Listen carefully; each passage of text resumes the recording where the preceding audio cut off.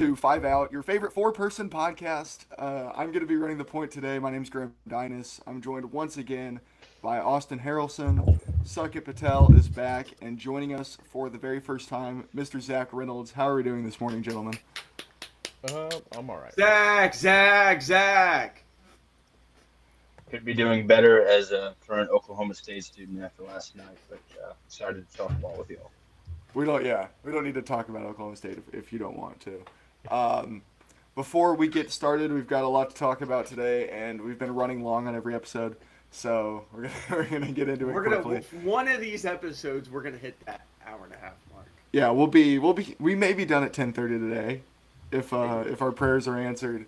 We don't know. But make sure all the links to socials are in the description. We've got X, we've got Instagram, we've got TikTok, which nothing's on the TikTok yet. I still need to add the link to the Facebook to the description, but follow us on Facebook. You can just look up Five Out Podcast. That's another way to know when we're going to start posting streams, which at this point we're doing it at 9 a.m. every Saturday. And we've been consistent, so make sure to like this video and subscribe to the channel if you haven't. And the website should be up. Yes. Is it up now? Are we I'm up? thinking, no, it is not up now. Okay. We're still working on the domain specifically and just making sure that everything looks good whenever you click on an article and you're reading, because we want to make sure everything looks clean. So I'm thinking, hopefully, by Monday, we can start actually posting and advertising our articles. I've already got one written. It's a pretty, it's just a nice little feature article, a cool story, and I know that we've got some really good ideas. So I'm pretty excited. I think Monday, the beginning of next week. Let's say that. Okay. So make sure to check that out. That's kind of going to be the hub of all of our content. Everything's going to be kind on of there. revolve around that website. So And then once super we're excited up- to get that launched. Once we're up on like Spotify and such, we'll also have that up, and it'll be good to go. Good call. All right, let's just get into it now. We're gonna weave in and out of sports today. I think that'll be better for helping our pacing. But we're gonna start with the NFL Thursday night football. This past week, the Bills beat the Dolphins 31-21 in Buffalo. A game that I believe had a 12.5 point spread in week 3, which you don't see very often in the NFL. But the Dolphins were kind of feisty. They were never really out of that game, which isn't like a huge, because they've been competitive with the Bills for the past 3-4 Forever. years. But this year, obviously, we've seen the twist of fate be a little different for the Dolphins.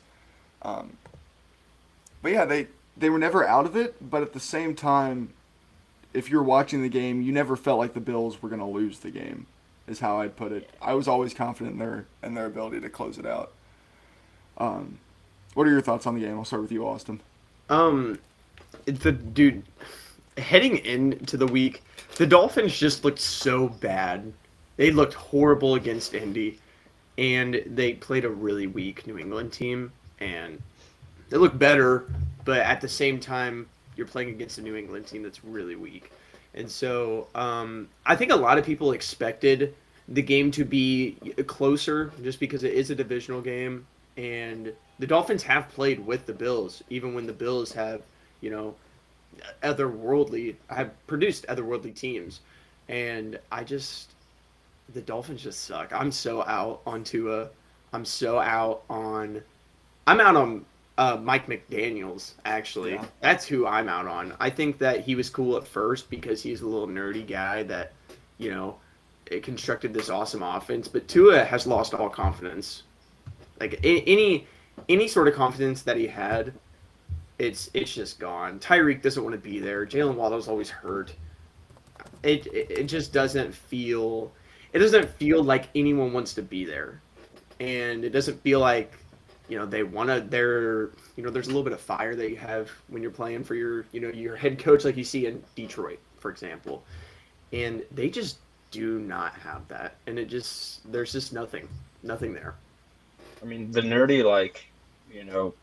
the nerdy, funny, post game presser was like, well, to win, we just got to win. Like, Right. that stuff works when you've got like the most electric offense in the When NFL. you're really But good, like but when you it's start 0-3, it is nobody wants to hear you say that. I Mhm. think Mike McDaniel is just like the perfect like representation of people can be really good offensive coordinators and probably shouldn't be a Right. head coach.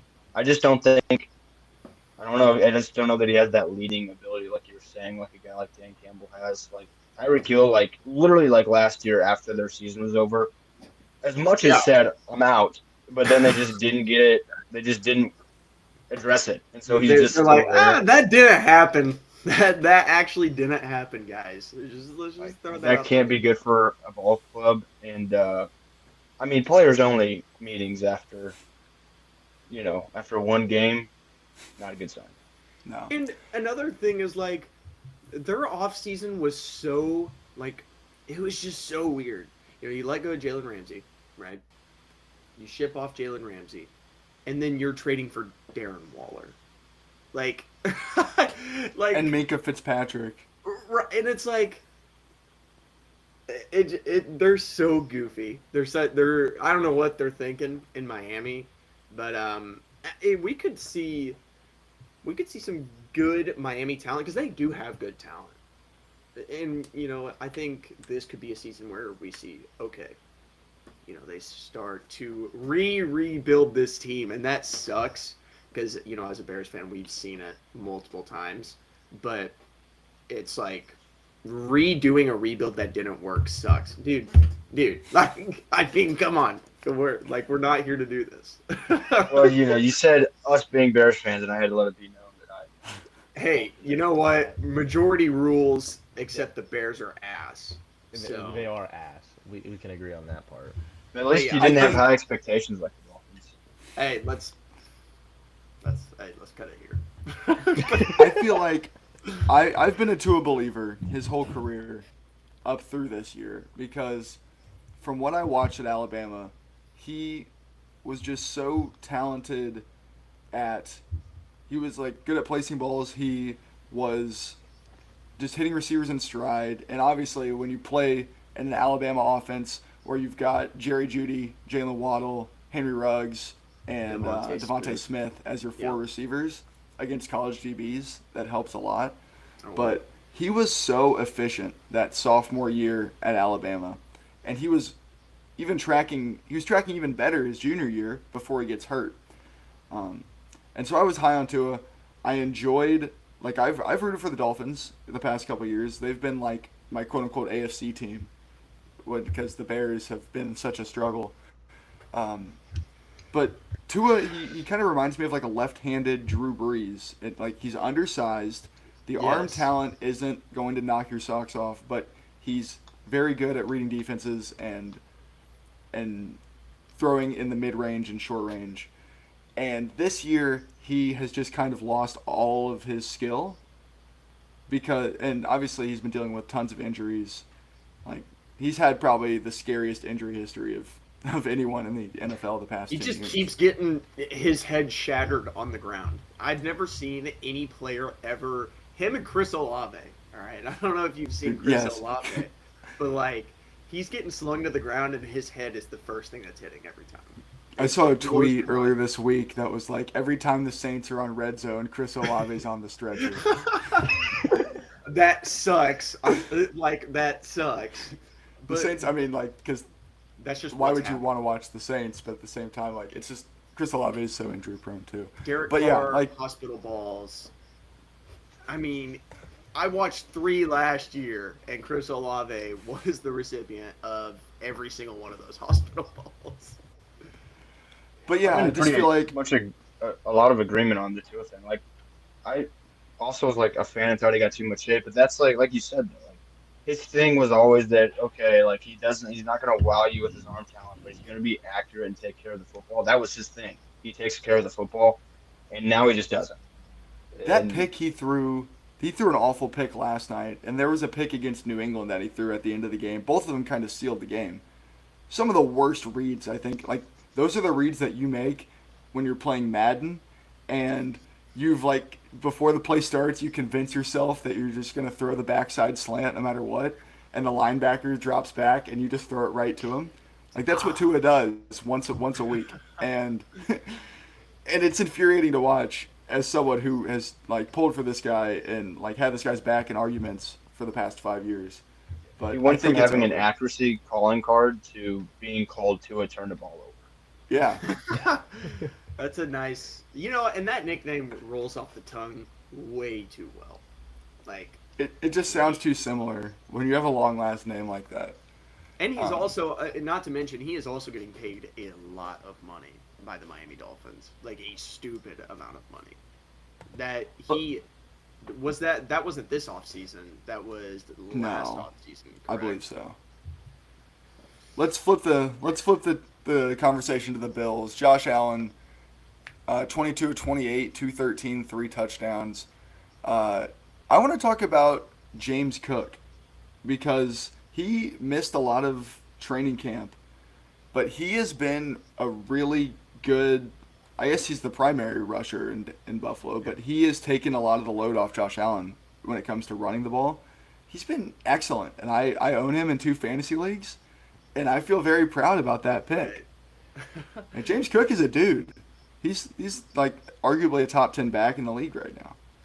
I would probably throw him in the top 10. And he's looked awesome so far this season. And I know last year he was just like he barely had 1,000 yards, but he was a touchdown merchant. Like he had like Yes. 17 touchdowns.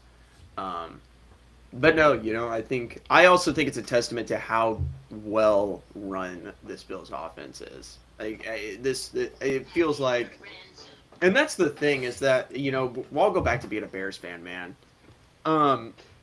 We go and you know what? No, it's a good offense. I'm not going to speak too long on it. The Bills are good. Josh Allen's good. Fuck the Packers, man. Here's I said okay. What was that for? I'm just throwing shots, man. I gotta find some happiness. I gotta do something. Josh Allen attempted 28 passes on Thursday, and he targeted 10 different receivers. Like that's like legit balance. Like Kincaid had a nice game. He had 5 catches for 66 yards and a touchdown. But outside of that, Shakir 4 catches, Elijah Moore with 2, Tyrell Shavers, who I'm learning about right now for the first time, 2 catches, Keon Coleman, James Cook with 3 apiece. Like they don't have these studs on the outside, but Josh is just able to distribute and he's able to freely read the defense and make the right plays. And the Bills, I believe I heard a stat somewhere that they haven't lost a turnover battle since the tail end of the 2023 season, which is And it's not absurd. like Josh Allen doesn't put the ball in harm's way. Sometimes. No, he's super turnover prone. He's not risk averse as a quarterback. He's willing to put the ball in harm's way here and there. But that's just good coaching. And Sean McDermott gets a bad rap, I think, because they haven't had the postseason success. But he does a good job at getting this team ready, despite maybe not having the most talented skill groups across the board, as a team like Baltimore might. I think every team would say that they want an alpha wide receiver, but and coming from a Packers fan, it can be okay sometimes to just have a group of really solid guys because you're not going to force the ball to Devontae Adams in triple coverage because he's Devontae Adams. Josh Allen can just literally play pure quarterback and say who is the most open on this play, and not have it in the back of his mind that he's got to force the ball to Stephon Diggs anymore, something like that. I think that's working for him. The Bills are 3-0 now. The Dolphins are 0-3. Do we think Mike McDaniel is fired before Thanksgiving? I'm setting the line. Thanksgiving. I mean, Thanksgiving? or end It of the year. took Eberflus Thanksgiving to get fired, Yeah. and I McDaniel has way more cachet than Flus did, though. Yeah, and McDaniel's, he's won before at least. he has shown the ability to win. Is it a Mike McDaniel's issue or is it a Tua issue? I think that's the question that is going to be thrown around. in throughout the front office in Miami is whose fault is it actually? Do you blame the guy that you're paying $50 million to, or do you pay like the scapegoat for every single NFL franchise, which is the head coach? So I don't know. I would say yes, but I'll stick with yes. They've got a chance to give themselves a little wiggle room, like Mike McDaniel does. Their schedule, like coming up, is they've got the Jets and the Dolphins, or the Jets and the Panthers the next two games. You'd like to think they're probably going to win the Panthers game. The Jets, I don't know what to think about through 2 weeks yet because they've had one really good offensive performance and one atrocious offensive performance. Then they have the Chargers. That's going to be tough. But then they go Browns, Falcons. There's a chance for them to like win enough games to get him to the end of the season.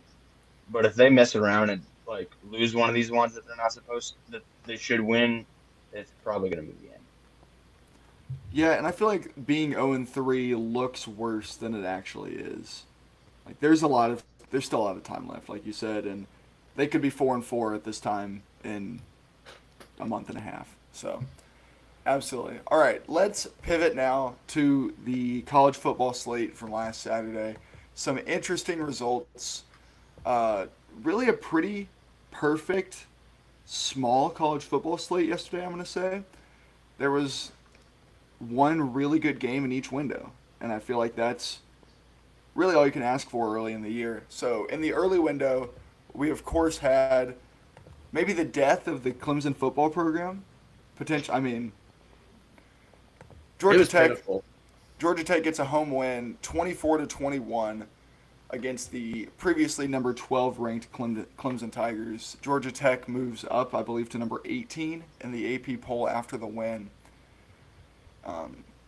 Georgia Tech was in control for the entire first half, and in the second half, Clemson was creeping back in, but it felt like they never really. I mean, it's college football and it's Clemson, so there's always the chance that they could make it, that they could pull it off, but Georgia Tech seals it with not quite a fire drill field goal. I don't know if you guys remember the end of game protocol, but Brent Key took his last time out with like 20 seconds left before their third down play. And they just kind of talked it over, and they were like, we're going to hand the ball off, we're going to get you into the middle of the field, and then you're going to run on with 15 seconds left. And like not give the kicker any time to think about it. Just go and do, muscle memory. And they do exactly that. They pick up 2 yards, they run the extra point team on the field, and the kid knocks it through for the win. And then they take I believe they took the goalpost to the president's house, which was, hey, good for them. Yeah. Haynes King is kind of the special player, and I feel like he's not quite in that Heisman tier because, the talent maybe not there, and the team maybe not at the level that most Heisman winners would be at, but that's the type of guy that you want to run your college football program. 20 of 28, 211 passing yards, no turnovers, and then 25 carries for 103 yards and a touchdown on the ground. Like this guy, I don't know if there's a person on the planet who loves Georgia Tech football more than Haynes King. That guy was willing to die on the field every week. Yeah, I think that's more of a testament for the Clemson Tigers just being ass. Well, that's what I was going to say. I hate to take away from Georgia Tech. They're a good story this year because they've had a good start to the season. But Dabo won't adapt, and it's caught up with him, and it's bad. They came back and won that Troy game, but people should not have moved on so fast to the fact that they came out slow against Troy. That was really when I realized it's over. Famous podcast member Nick Triplett did say that Clemson was going to handle business against Georgia Tech, and they did not handle business against Georgia Tech. He actually said it wouldn't be close. I think that we can find a clip of him saying that. Nick, dumbass. Cade Klubnik, I was so high on Cade Klubnik heading into this season. He broke out last year. He didn't turn the ball over. He was so good. and now he's bad. and that's not just ruining Clemson's season. That's also ruining his draft stock. Like his draft stock was, I mean, first, second round quarterback if he replicated what he did this past season. But now you're in a spot where, I mean, I don't even know. Did you see Dabo's his post game presser, or maybe it wasn't post game, but he It was was talking midweek. about how like he's like, oh hey, if I leave Clemson, I'm gonna go somewhere else and win. So it's like, bro, you're so corny. Like you just lost. You've lost.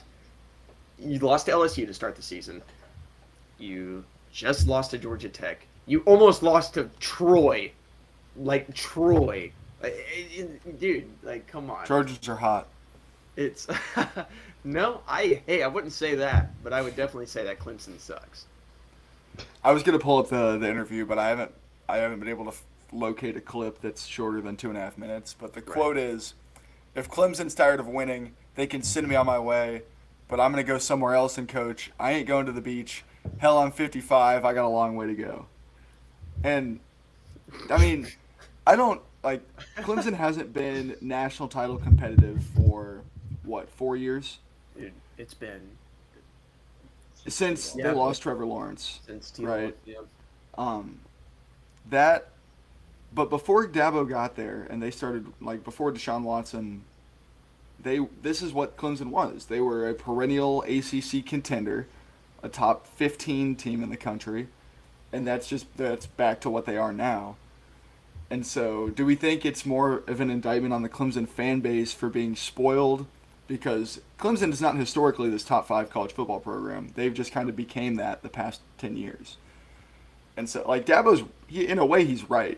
Like, Dabo is corny, and I understand that people are frustrated, but he's not wrong. No, and that's like, and I know that he also specifically brings up the transfer portal, and he does not like He never, bring in transfers. goes into the He portal. will not bring in transfers, and I think that's why you saw this difference when it came like after T-Law. He wasn't willing to bring in any other guys. He wants to bring in his own guys, and I think that that's a perfectly fine way to run your college football program. But if you look at these top teams, you look at a team like specifically Miami and what they've done the past 2 years, they're bringing in guys, and now that program has went back to what they were. And you look at Georgia, you look at Ole Miss, you look at Alabama. You bring in guys that aren't your own guys, and they are proving that, hey, this can work. You bring in the transfer portal, and I guess in Colorado it hasn't. But you look around, and these teams are playing successfully with these transfers. And so Dabo, I think it's fine. I do think Clemson fans are a little bit spoiled, though. I For sure. think it's pretty comparable to the Oklahoma State situation too. Like just like older head coaches that have been there forever and not wanting to adapt. And for Clemson, it's because they've got those years as national title contenders. It's a little bit easier for them because they can get the 5-star high school talents and maybe even keep them, whereas Oklahoma State doesn't do that. But just the situations of like, if you're not going to adapt, eventually it's not going to catch up to you. Oklahoma State found out the hard way. They went 3-9 last season, so then this year they're like, okay, we'll use NIL finally. But they had a 3-9 season and sucked, and so now they're using NIL to bring up the best Division II guys instead of getting Alabama transfers or something like that. So the talent's still not there, so they're still bad. So like Clemson's got a little bit of leeway with the recent history of being national title contenders, but if it continues like this for too long, it's going to be too late. Yeah. The thing is, though, with the ACC, obviously we've seen Miami take a step in a positive direction the past 2 years. Florida State is looking like they're going to be at least competitive. Georgia Tech's good. I don't know if there's anyone else that's really in that top tier at the ACC. I may be forgetting someone. But Clemson, it's too early to rule them out. in the ACC. Like, obviously, the talent that everyone hyped up in the preseason is still there, and they're only 0-1. They could still end up going 7-1, possibly. So I'm not willing to write them off entirely, but I think if I see one more week, if they're not going to come out inspired after this, then it's over for this year at least. Yeah. Let's move on to the game of the day, arguably in the 2:30 time slot, where Georgia goes on the road and beats Tennessee in overtime. Tennessee had a field goal to win it in regulation. They got pretty conservative at the end of the game with clock management. They were just kind of picking up 1 yard run after 1 yard run. They got the ball to the 20-yard line, and then they got a false start. And so this kid had to kick a 43-yarder, and they cut to him on the sideline, and by the look on his face, you knew he was going to miss the kick. And then he did. And it was kind of frustrating because this is a game that you want Tennessee to win as a home underdog against a talented Georgia team. And then in overtime, again, they go 3 and out essentially. They go incomplete, 1 yard run, and then incomplete. And then the kid hits a 42-yarder in overtime. But then Georgia just marches right down. Josh McCray, Illini legend, gets the walk-off touchdown. And Georgia looks to be, like, we had questions about Georgia because their schedule has been fairly weak. And we had questions about the quarterback. Gunnar Stockton looked really good.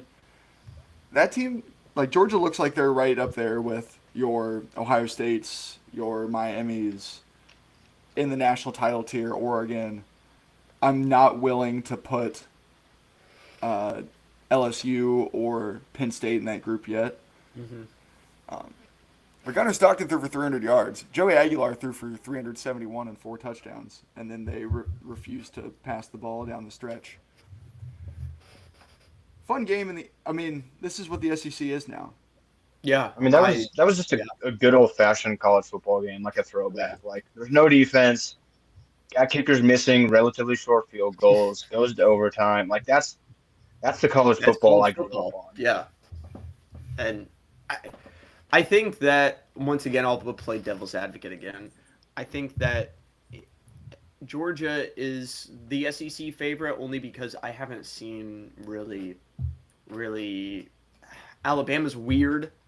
They've looked good since the Florida State game. Yeah. But that Florida State game, I mean, that's a big time loss. And you know, it's not an SEC game, but it's I definitely think Wisconsin might just be awful. Like, I Yeah, don't know if that's a good yeah. win for Alabama or not. You know what? No. You know what? You're going after a Southern Illinois kid, Austin Brown. I think AB. All right. And I'm not Actually, Wisconsin actually has multiple Southern Illinois kids on their own. They're like another Hunter quarterback Simmons. injury or two away from Hunter Simmons playing Hunter Simmons. Mount Mount Vernon Vernon High School. High School, and then he went to Marion his senior year because we went. Yep. To his senior year. Yeah, that happens. But, But yeah. no, I think that LSU really would be the team to win the SEC outside of Georgia, but Garrett Nussmeier's just been He has not been good. yeah. Like, he's just I been- was hyping him up. They've won in spite of him not being very good. But our preseason especially now that that guys Clemson win does 2 weeks later that Clemson win does not look It doesn't nearly look as good as right. it did at the time. no. And I think we need to see more from the SEC, and we know I know we saw Texas A&M win, but that Notre Dame team kind of looks like We'll see. We'll talk about that. not very good. Yeah, I guess we could talk about that in just a second. But I'm not really sure on what I think about the SEC so far. I have no opinion on them. I'd like to give props to the AP voters because Tennessee played really well in this game, and they didn't drop at all in the AP poll. They stayed at 15. So props to the AP for keeping them there.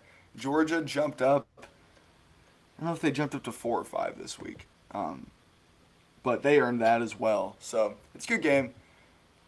I guess let's move on now let's do Notre Dame and Texas A&M. Another game. I'm scrolling in the wrong way. another game where Notre Dame got kind of screwed by officiating down the stretch. I don't know if you guys saw the holding call or like the missed hold. I don't remember what it was. But Marcel Reed, quarterback for A&M, 17 completions for 360 yards, which is, I need to know what his average depth of target was, but Mario Craver with 7 catches for 207 yards. Like, this Notre Dame defense does not seem to be very impressive.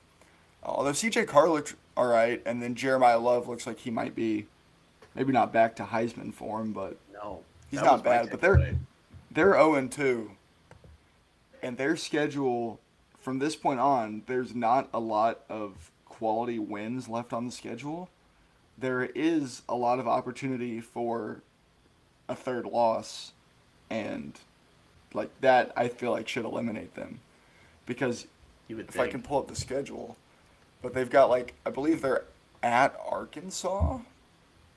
Yes, so they have Purdue today. They're at Arkansas, and then they get USC in a couple weeks, which USC looks to be pretty good. Yeah. And then they're at Pitt, at Boston College versus Syracuse at home. So BC, lot man, of- watch out for him. they did not look very good this past week, but they looked good against Michigan State, even though they lost. I'm going to keep hyping up the ACC as much as I possibly can. Just to, But Notre Dame, that's just a lot of teams that would be a bad loss that would not be a good win. But they could totally drop any number of those games. So I'm a little worried about Notre Dame's playoff chances. Although, if we've seen anything from the Marcus Freeman era, it's that he's going to get them to 10-2 and in the playoff talks. yeah, So, he's going to – they bounce back. And we saw that last year as well. So, I mean, but last year's team was significantly better than – Jeremiah Love looked different last year. Yeah, Riley I think, Leonard is like – it's a tough ask for CJ Carr, and he didn't play Yeah. horrible. no. But he's gonna have to be a threat, or else teams are just gonna stack the box on Jeremiah Love. I don't care how Yeah. talented he is. If it's 8 against 6 or whatever, with 5 offensive linemen and a tight end, and then they bring 8 in the box or 7.5 or whatever, it's gonna be tough. I don't care how talented he is. They have to be able to stretch the ball down the field to kind of like mitigate that. And also maybe their defense shouldn't give up 41 points to Texas A&M. Right, yeah. That's the – I don't know. Card looked good against Miami. In the second half he did. And I kind of thought he'd be able to build off that, as well as the rest of the Notre Dame team. It just hasn't happened. So I'm a little bit worried. Actually, not a little bit. I'm a lot of bit worried about Notre Dame. if you go back and I just pulled up the game summary, 'cause it's been a week now. This feels like forever ago. They ended up losing the game on like a jump ball to A&M's like second tight end, who's a Nebraska transfer. I know Brendan was watching earlier. Nate Borkircher going up and making a play in the end zone on 4th and 11. So Notre Dame was one stop away from winning this game, like one play away, and I don't think they're bad, but their schedule I think is going to prove to be problematic down the stretch. Yeah, I can agree. That's my biggest takeaway. All right, and then let's go. Last thing I want to talk about with last week's college football slate is LSU Florida, which was taking place simultaneously. The big takeaway from this game is that DJ Lagway You looked is horrible. not good at football. He 5 picks against and shout out to the LSU defense. As much as They Nussmeyer's looked looked iffy, incredible this season. the LSU defense seems to be legit, and that's going to travel everywhere. So, I guess they Hey, have stop that me to if pick you've on. heard this before. Florida quarterback that's young and has a lot of really physical talent traits. Can't read a defense, I've heard of him. but he's Name's Anthony Richardson. Are yeah, we like- talking about Felipe Franks? AR, yeah. Might as well. Kyle Trask. Nope, Kyle Trask was good. I miss Kyle Trask. And AR never even played this bad at Florida. That's the problem. yeah. I don't know. Florida had Graham Mertz on the field last year. Okay? He did not look that bad. And Graham Mertz is arguably one of the worst quarterbacks I have ever watched. I don't understand how he gets an NFL spot. Like I saw him. I don't know who he's playing for, but I saw him on a sideline The recently. Texans. I think he Yes, was on. I saw him on Monday night. So he threw 3 or 4 interceptions in a preseason game. He had like 28 yards. I bought a Graham He's a cool Mertz guy. Wisconsin Cool card. guy. And there's a Graham Mertz Wisconsin card in this stack of sports cards. If I find it, I'll post it. Screw it. I'll throw it on the Facebook, bro. This is my Graham Mertz Wisconsin 2023 card, and it might be the most useless card I own. So He if I find that, I'll let you guys know. he was the number one recruit out of high school. Yep. If I'm He remembering was- correctly. He was supposed to be like. He was the number one guy in the country, I believe, in the class of 2020. I think he's a year older than I am. Or no, it was before that, because I remember in 2020, he lit up an awful Illinois team. Like, Graham Mertz had been awful all year as a freshman, but then they played Lovie Smith's Illinois team, and he just lit them up. God, dude. So maybe it was class of 2019. Love it. Or maybe, I don't know how classes work in football. But anyway, DJ Lagway looks rough. All of the guys that we talked preseason for Heisman, Austin, have all Class of looked 2019. atrocious. Yeah, so we might be the worst fans ever because you thought Garrett Nussmeier was going to be great. I had Caleb Nussmeier and Lagway were my two. And it's not like Vegas knows any better because Arch Manning was like the Yeah. heavy favorite for the Heisman Trophy. He's ass. I mean, we got ass all over the place. And I don't even know. Like, Carson Beck looks better than all those quarterbacks. And if you would have said that to me before the season started, I would have. I don't know what I would have done actually, but like it's just crazy. All right, let's pivot. Let's talk some baseball. You know how long it's been since we've talked baseball on this podcast? It's been a minute. Let's talk some baseball. Like that. Where are we gonna start? Let's start with you, Sonny, because you've Yeah, again, throw it to the Cubs, man. we've got Sonny Easter Islanding during football talk, but the Cubs Here, clinched we- this week. First I playoff mean- appearance since 2020. Yeah, I mean, I'm excited to see this, but after we clinched it, I think we're just sitting back, and we're not actually Making a push for the like, Central. Yes. No reason to. I mean, I come mean, on. we have okay, but what I'm saying is like we did this without. Think about it. These couple of games, everyone's talking about how we did this without Kyle Tucker, and there's rumors going around that he's asking for I think 400 million or 500 million for I don't know how many years. Problem is the Cubs aren't 18, paying. probably. The Cubs aren't paying. No. No, I don't That's think what so. I'm getting. I mean, like, and I think the only team that's willing to pay him are the Dodgers, or the Yankees. I mean, He's who- much who better else than is- Michael Conforto, so that'd be a good upgrade for LA.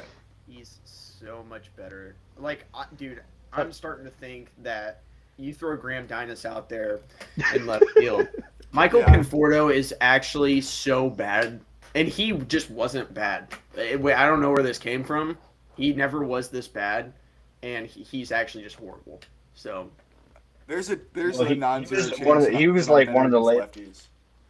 He was one of the later victims of that, like, before they changed the rule on, like, like, if we remember Dallas Keuchel, how his career just abruptly got shot because he had a qualifying offer and a draft pick attached to his name, so he didn't get signed until spring training.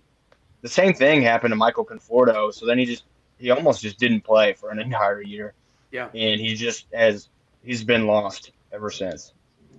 Like, that guy was a key contributor on a, like, Mets pennant team, and then Yeah. he just disappeared. I remember there was also like a COVID thing as well with Conforto. Like it was a big deal when some players didn't want to get the vaccine, and he was one of the guys that didn't want to get the vaccine, and so that also hindered a little bit of.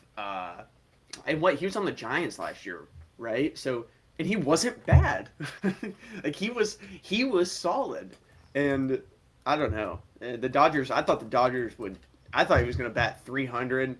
Hit 35 bombs because that's just what 35. the He was Dodgers never going to do, hit 35 outfielders. bombs. Yeah. Not 35, but like if he's out there and he's batting, I don't know, 260, he's giving you 20 bombs. That's literally all you need from him. And he's actually doing so. I'm providing better WAR for that actually cannot be true. I'm gonna take that back before I say I don't know. I wouldn't be surprised if he's got negative WAR. Is he which would mean negative that we- WAR? Let me. I can I'll look into research real quick. that. I Yeah. can look into that. The point is, Kyle Tucker's gone, so the Yeah. Cubs Yes. better. Yeah, yeah. Oh my yeah. gosh, I am providing better WAR than Michael fucking Conforto. He is negative 0.7 WAR. Like, So yeah, That's- 190. Kyle Tucker's that's gone. saying something. The Cubs are gonna pay Petro Armstrong, and he's gonna be really bad. And I'm That's what I'm scared. Because PCA started off so hot, and after the All-Star break, it took him like I don't know how long just to hit one home run. But the Cub player that I feel like is slept on is Nico Horner.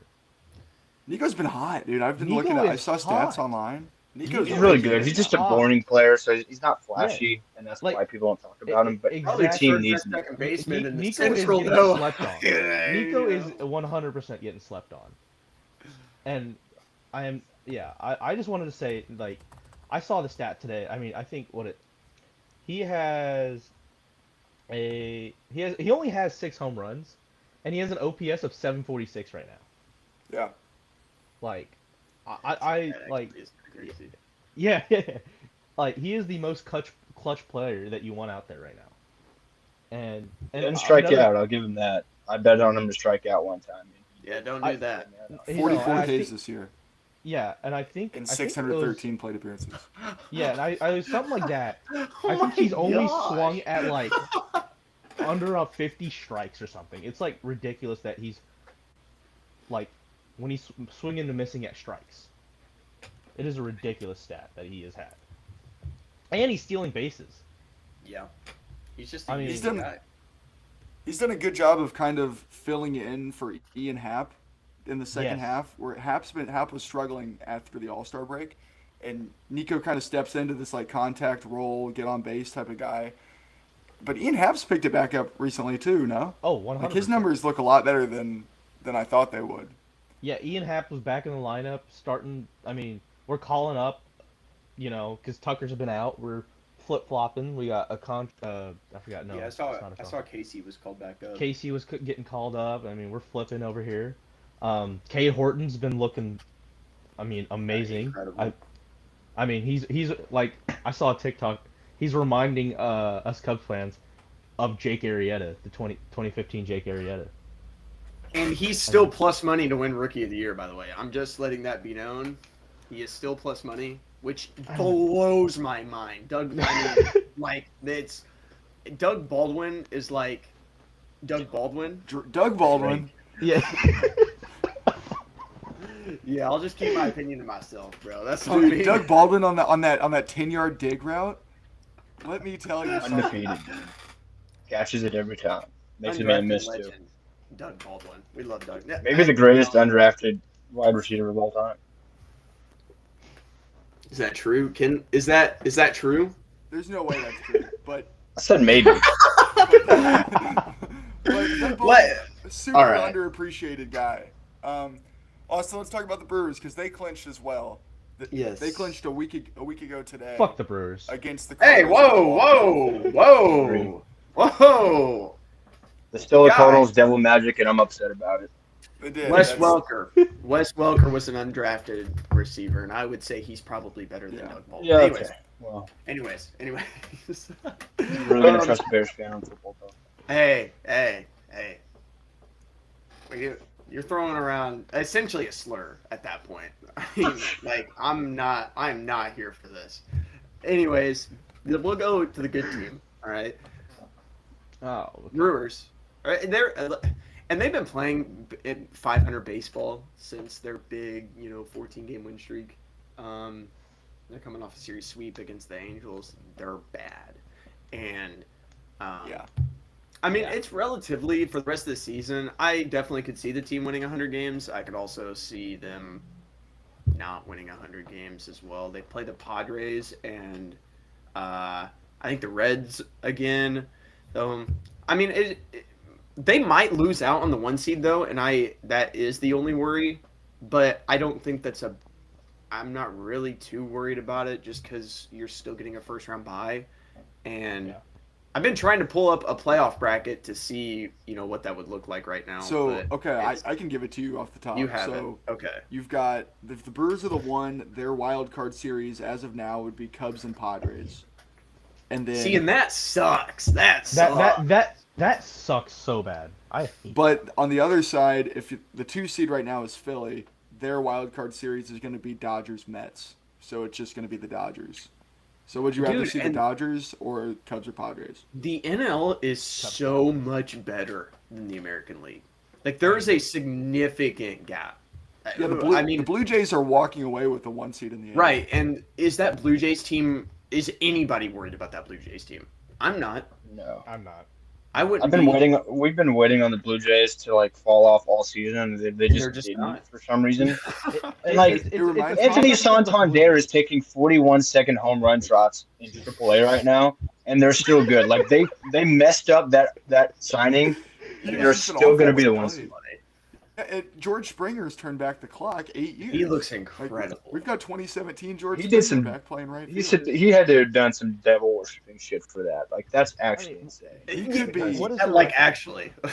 He could be on PEDs, like real talk. What, They what may is have the double record tested. right now? I'm telling you, I think this is like a huge rumor because I remember people were talking about it with the Pujols 700 home run race. But they only test you twice throughout the year, and if you get both your tests early, then you can just start juicing after. Maybe they tested Springer twice before June, and he's just, all right, it's go time now. Pulling out his,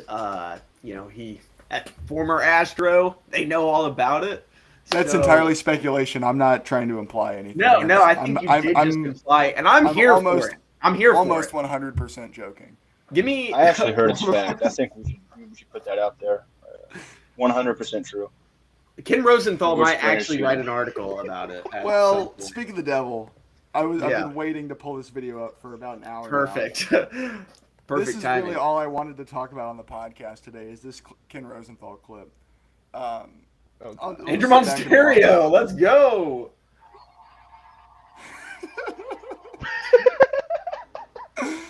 Dude, it. It's the head like, nod. It's the head death nod after. stare. the head nod. He lifts the hand up in a little bit of a shrug. Like, what is this kid doing? I don't know his job. See, so he went and he apologized. He just said that he wasn't expecting someone to be behind him, and I think Right. there is a world in which you're confused and you give that face at the guy. It was rude of him to not help him up, but Ken said like you got to get right back into the interview. So I can even take that leap and be okay with that part of it as well. The next step is he turns back, he gives the smile, which is it sincere? Probably not, but at least like he went to the effort of like, hey man, I'm sorry, I can't help you up, but I'm gonna like acknowledge like I messed up. But then after that, it's the like shameful head nod that he gives that really puts it over the top, and like proves that Ken Rosenthal is just like an elite hardo, like full of himself. I don't Ken know. Rosenthal he had already had a tough season, right? Like the stuff we said about the Brewers that was so dumb. He's like, yeah, they're not. I like the Brewers because they're not doing all this analytics bull crap. Even though the Brewers like literally are known for like having pitching labs and things like that. They're like a top Um, 5 or yeah.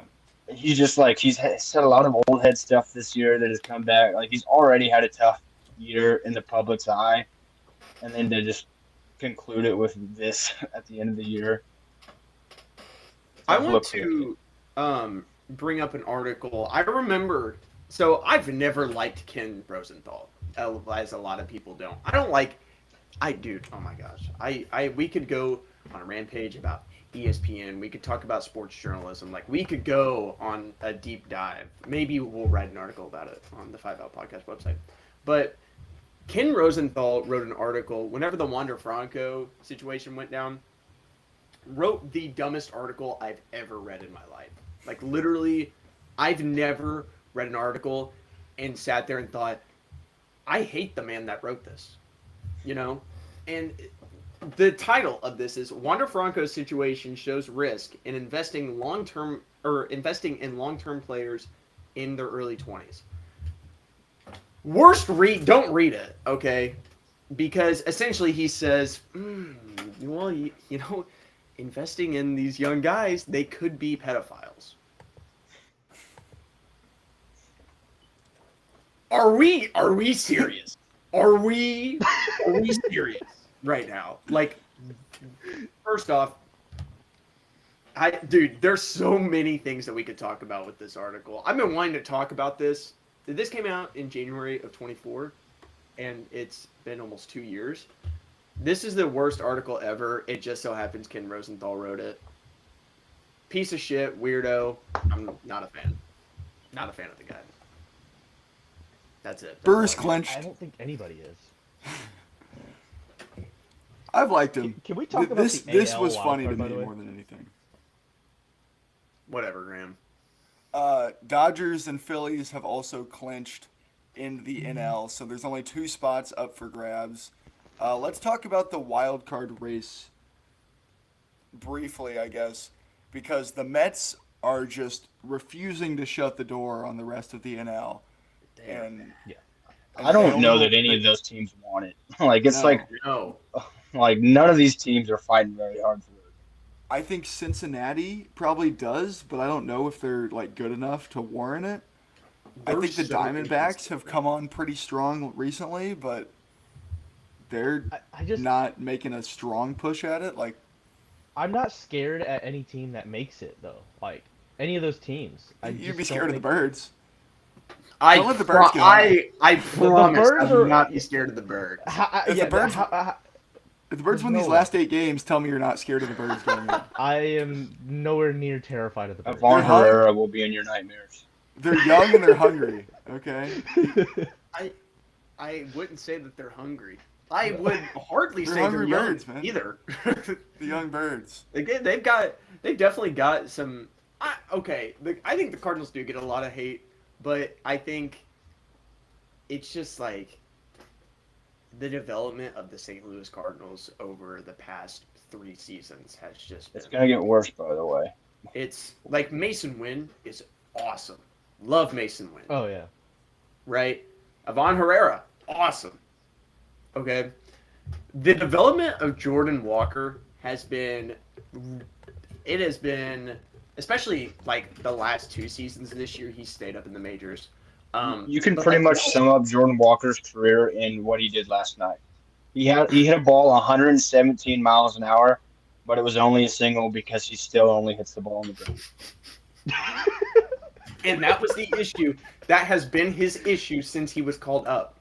He was called up. He had like a 15-game hitting streak to start off his career, and everybody's like, "Oh man," you know. And you could look at his stats from his rookie season; they're not bad. He was an above-average hitter, right? But you have this ability to hit the ball harder than almost every player in baseball, and you're hitting it directly into the ground. It's useless. That's what. I mean, Vladdy's made a career out of that, but at the same time, Vladdy. I mean, Vladdy also hit 47 home runs. All right, he's done that too. But like Vladdy has this potential to be the best hitter in baseball, but he remains in that 7 to 15 range because he just hits the ball on the ground so much. Yeah, and you know, I don't know. And listen, I'm not a mechanics guy by any means. I can't tell you what the Cardinals need to do or what Jordan Walker needs to do, but I do know that, and it's not just Jordan Walker. It was Dylan Carlson as well. There have been maybe even Liberatore. But, Dylan Carlson will always personally be the one that got away. right, because he and the Cardinals obviously thought that he was it too because they refused to give him up for Juan Soto. That was the one deal breaker. Don't start doing that. That is so incredible. Don't start doing that.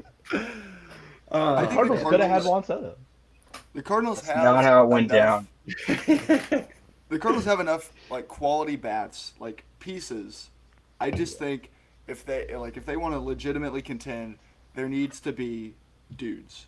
Like they need to have a number one and a number two in the lineup because Contreras, Burleson, Donovan, and Herrera are four really, really strong bats. Yep. And Wynn is obviously a lead at shortstop. Victor Scott plays an unreal center field. Obviously, the bat's not close to like. But you can settle. You can without- set yeah. aside, yeah. Yeah, he's a Gold Glove defender in center field that's going to steal He's 35 gonna plus. steal 40 Steal bats. Yes. Yeah, So that's- they just need to grab like someone that can play, like move on from Arenado, maybe a third baseman, and then another corner outfielder. And they, Yeah. I heard Kyle Tucker's on the market after this. ooh, So. again, I don't. Yeah, It's all about the can Kyle timeline. Tucker throw game one in a playoff series because the pitching's a real problem. It's all about the timeline because we have the core for the bats, but the rotation needs so much overhaul that like it's not like this team's looking to contend for a title next year either, unless if they do a full overhaul of the rotation in the offseason, Which they could. which we've seen they're not super willing to do. But Is that New You know, they regime- did it a couple new years regime ago. You coming know, they in brought soon. in Kyle Gibson and Lance Lynn and Jay really Happ. redid that rotation. Remember when they brought in Hap, Wade LeBlanc, and John Lester at the deadline in 2021? And they made the damn playoffs. They did. Those guys were good. St. Louis they're- Cardinals baseball at its I'm John very- Lester, Cardinals legend, got his 200th career victory as a St. Louis Cardinal. I'm very excited to see what the next steps are for the organization. All right, and then let's talk a little AL. So still, like we said, the Blue Jays are the 1 seed. They still haven't clinched yet. No one has clinched in the AL, and that's because the Cleveland Guardians are red hot. Okay, they've won 8 in a row, and they're kind of they're keeping so everyone. Their stat right now, they're 1.5 games back. Yeah. Like the Cleveland Guardians are legitimately making the AL competitive, and there's like 6 really good teams.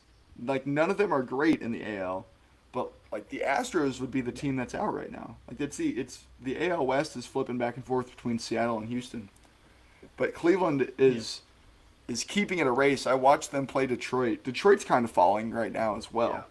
I'm very So I disappointed. watched them play on what was that, probably on Wednesday night when they played on Fox. Grand Dynasty. Yeah, the Tigers have lost 4 in a row. That would be a very disappointing collapse for me. I've been excited to see this young Tigers group do something potentially in the playoffs. I really need them to win the division. Like, dude, Scooble is so good. Yes. And that lineup is fun. They have it's just a fun lineup. You know, with Torque, you got Riley Green, you got Kerry Carpenter, you got all these bats. Barry Bonds. And they're so Glaber as well. Glaber's been really good Javi, Javi's been horrible in the second half. down the stretch. Yeah. You won't find a bigger hobby bias hater than this man. That's ridiculous. Ridiculous. No, he's definitely a character. But The Yankees are starting to heat back up yeah. in a way that Yeah. should be scary for the AL because that's the team that possesses the most talent. The Mariners, I think, are red hot. The AL, at the very least, What's I Boston? don't like. No one is stepping up in the Yeah, AL, so I think it's gonna be a fun AL playoffs.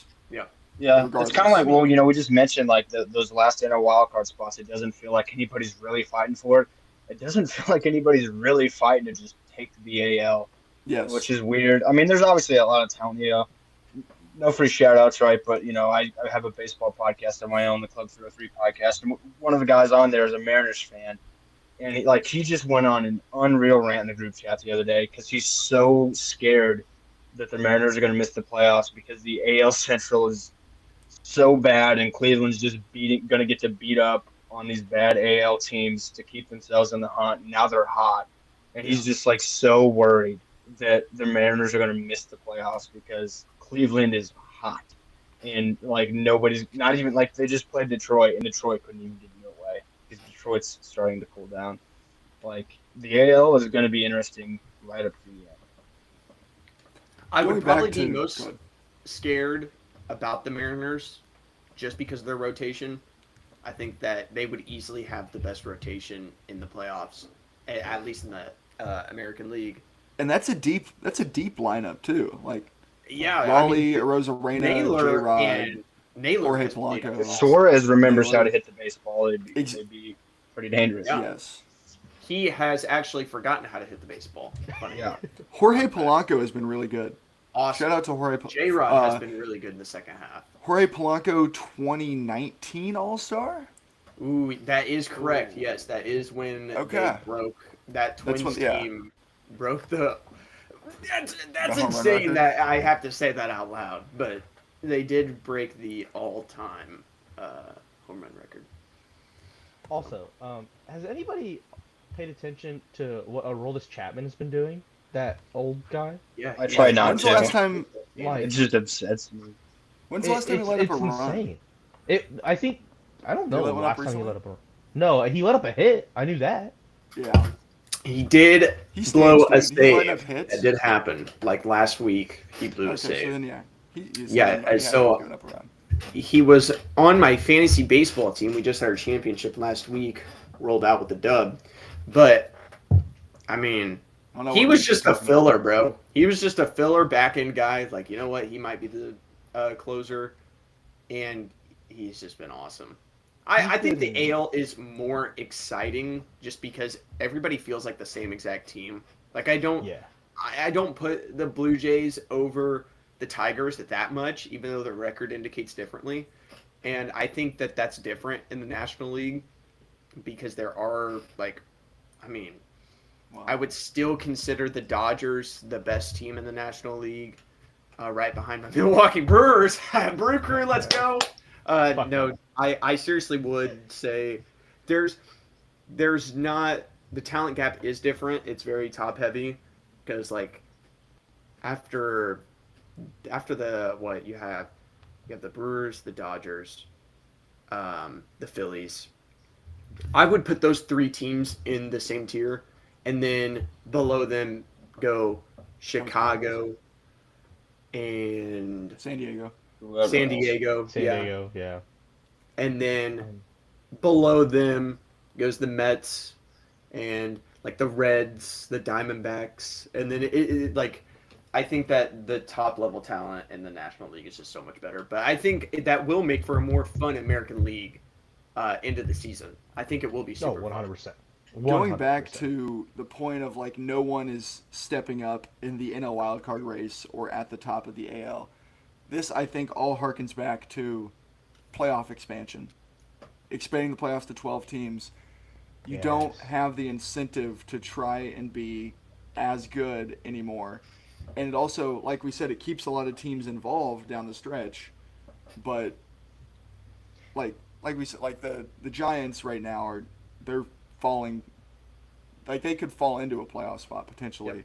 Like all these teams in the NL, like the Mets might You get know, in with 83 wins. The Brewers, the postseason hype. the would Brewers be- aren't going to get to like they have the best record in the league. They have to win 6 of their last 8 to get to 100 wins. When's the last time we had a season where no one got to 100 wins?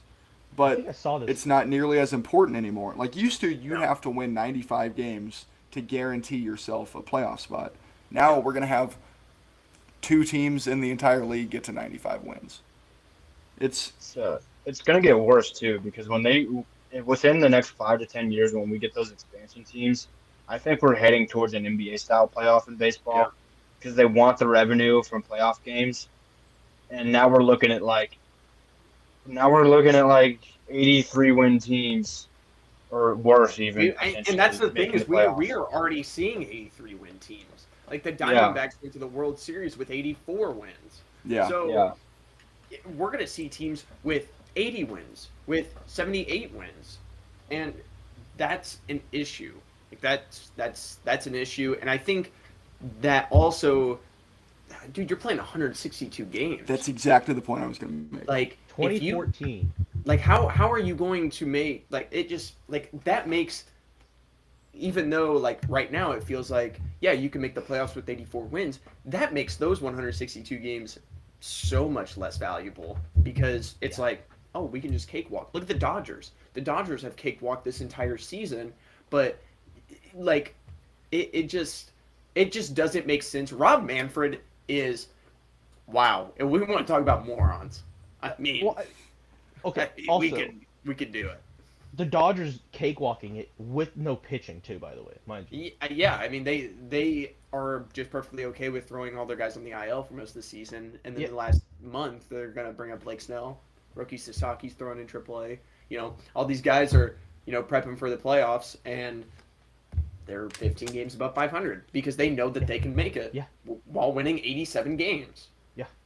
So Also, it's like it's already the value of the games was lessened due to an extra playoff spot. yeah. You make it like an NBA, right? 8-8. It just like I don't know. I think where baseball's heading is not in the direction it needs to be heading, unless you I want to wanna shorten the say- season. But they're not going to do that.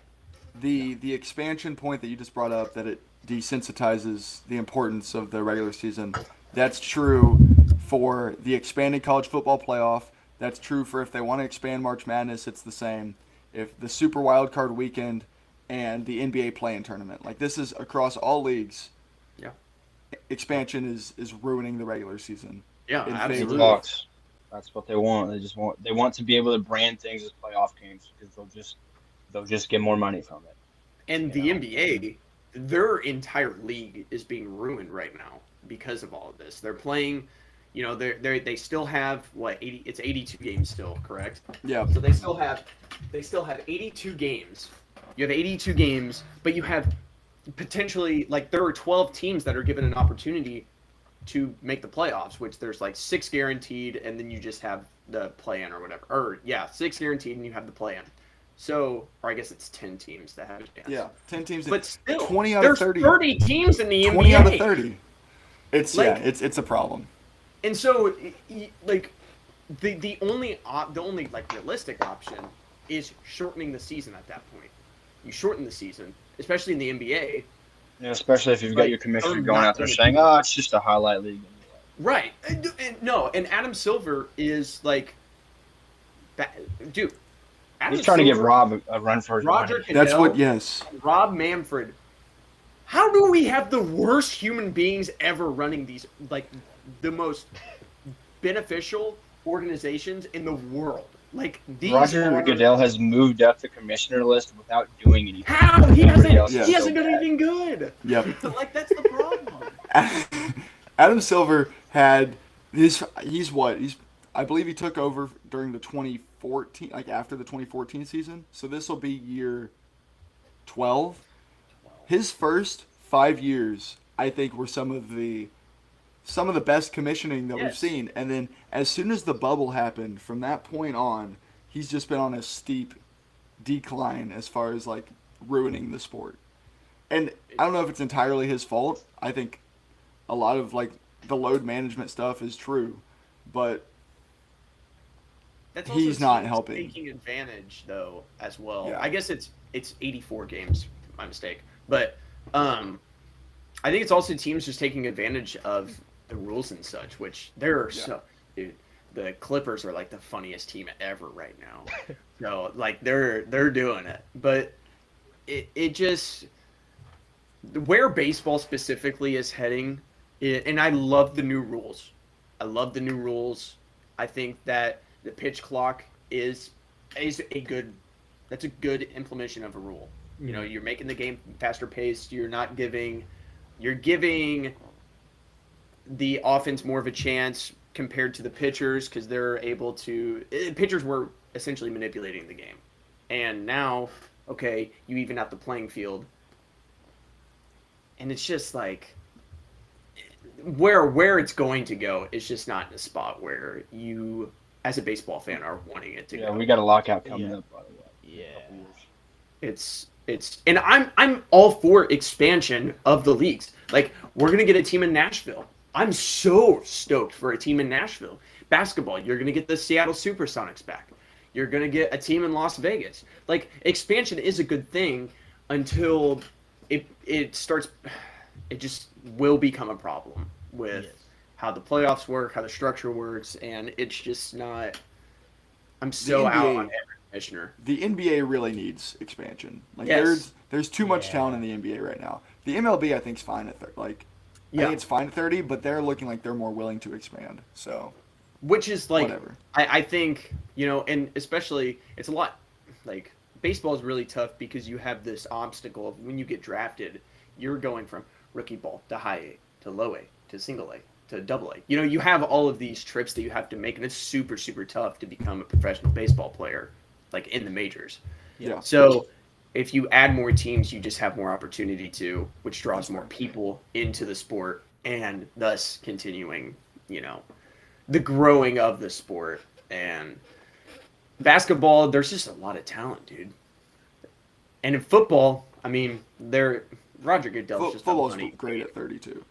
Hey, I think the NFL's in such an unreal spot right now that like compared to every league, absolutely, 1,000%. Like you're comparing it to the MLB and to especially the NBA, they are in a terrific spot. They're making, I mean, they are in a really good spot. But then they're trying to like Roger Goodell's trying to extend the regular season. Yeah. And players are like, no, do not do Why, that. yeah, you don't need to play 22 football games in a Right. calendar year. Your body just, and these players have already come out and said, we can't do that. Like, we are getting beaten every single week. You already raised the game, or you already raised, you made it 18 weeks now instead of 17 weeks with the bye. Now you're at 18 weeks with the bye.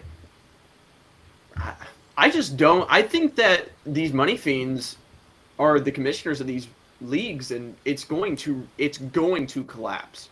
And I don't know when, and I don't necessarily know how, but that's definitely the direction, especially in baseball. I think baseball is going to be in a really scary spot. Good thing Kershaw's getting out of here. Yeah, we didn't even talk about Clayton Kershaw Yeah. announcing his retirement. Brandon You know, Woodruff hit a home run off of him one time.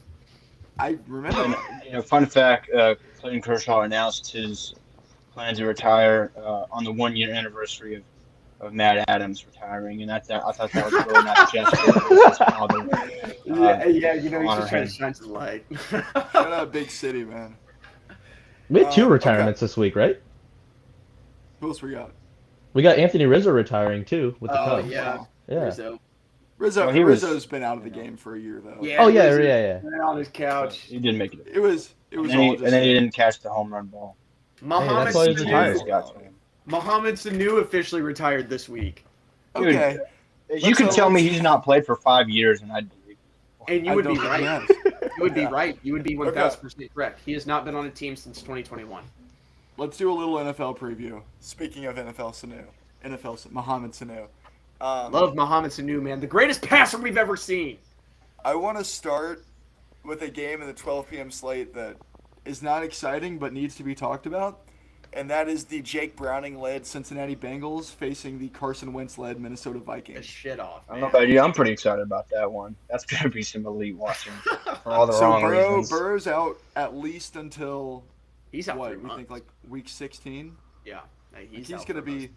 and we'll see how well Zach Taylor can manage a Bengals offense without a top 5 quarterback in the league. But Jake Browning looked really and good this last Bengals week. team, they went 9-8. 2 years ago? Like, this Bengals team, I mean, this is a talented team. Jake Browning is not bad. He's not good. He's not bad. So Whenever I you think he'll be have competitive. Jamar Chase and T. Higgins on the edge, He'll like be competitive. just get those guys the ball. It's really a pretty simple job in Cincinnati. And like Joe Burrow is able to elevate that offense because of how good he is. But it's the same thing with with Mac Jones in San Francisco. Like you can put really any accurate quarterback in the Cincinnati backfield. And it's gonna If he's able to get the ball out quickly, he's going to be fine because the O-line's rough, but he's got the weapons. So. Yeah. And then J.J. Yeah. McCarthy with his high ankle sprain, Yeah, that's probably He's on out the flip side. 2 Like to 4 weeks.